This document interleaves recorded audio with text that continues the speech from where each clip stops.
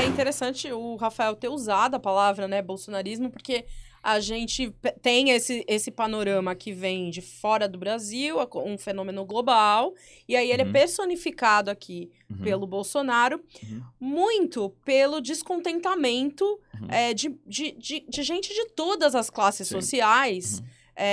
Enfim, como você falou, ele se estabeleceu como antissistema, né?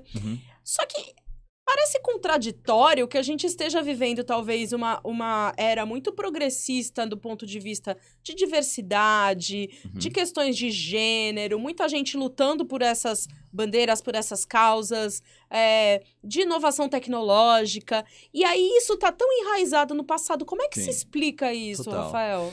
Então, Flávio, assim, esse é um ponto, acho que onde eu tenho uma perspectiva mais otimista, eu acho, assim, né? Eu acho que estão em curso na nossa sociedade alguns processos de transformação social que são sociais e subterrâneos também, de certa forma, e não podem ser barrados ou impedidos por qualquer mudança institucional, seja um golpe, seja um governo autoritário. Tipo, essas mudanças a porta foi aberta assim, e ninguém vai fechar essa meio porta. Por aí, assim. São processos de transformação que estão em curso na base da sociedade, que levam a mudanças na nossa política, talvez uma mudança que seja lá na frente, onde talvez eu na empresa em si, ela toda, você também não, mas talvez meus alunos que estão aqui talvez presenciem e tal. Mas nesse sentido eu sou otimista, né? Então, a gente vive, por exemplo, nesses últimos anos, uma onda feminista onde as mulheres têm tomado a frente de uma série de lutas na nossa sociedade e as mulheres negras têm tomado a frente na sociedade. Que é um processo muito importante, levando em conta que dos nossos 500 anos de história foram 400 de escravidão, que deixou marcas profundas na nossa sociedade, que até agora a gente tem tentado lidar. Então, acho que essa é uma das transformações que está em curso. Existem outras também, né? Você pega a quantidade de pessoas autodeclaradas, pretas ou pardas na nossa sociedade, tem crescido.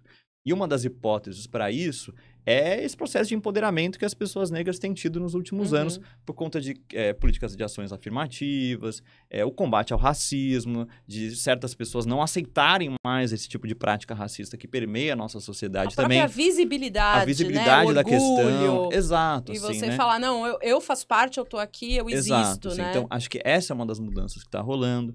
A comunidade LGBTQIA+, cada vez mais organizada, né? É um momento muito único também nesse sentido na história.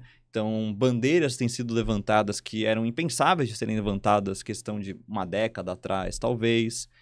Os povos indígenas do Brasil nunca tiveram tão organizados na sua história também. Esse é um processo muito único e muito específico do momento atual.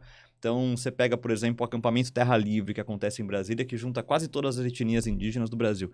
É um momento espetacular, assim, eu tenho muita vontade de poder ver pessoalmente o que é aquilo, pelo menos uma vez na minha vida, porque você tem uma diversidade cultural riquíssima, que é parte do nosso país, que muitas vezes não, que ficou relegada ao fundo do palco durante 500 anos, praticamente, cada vez mais vem pra frente. E olha só, foi preciso toda essa placa mudança, tectônica se mexer e terem retrocesso para que alguns avanços fossem conquistados e fossem alcançados.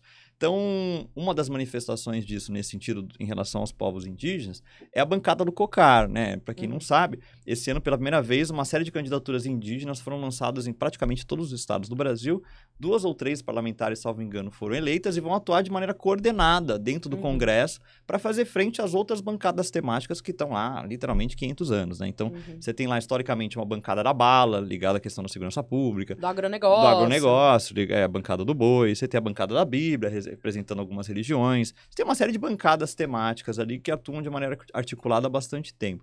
Pela primeira vez, você vai ter uma bancada do COCAR, que são pessoas que estão aqui nesse território muito antes de qualquer um de nós aqui chegar, inclusive. E é a primeira vez que elas vão ter uma representação organizada. Não são os primeiros representantes... Estarão fazendo política... Para o seu setor e tendo um espaço que é justo, né, deles, inclusive, né? Vai lembrar, não são os primeiros parlamentares indígenas eleitos, né? A gente já teve outros na legislatura passada, né, que está se encerrando agora, melhor dizendo. Tinha uma parlamentar indígena, agora temos 3 ou 4, assim, o avanço é bem aos poucos, mas me dá um certo otimismo até nesse sentido. Mas assim, existe ver que tem uma mudança organização, né? Sim.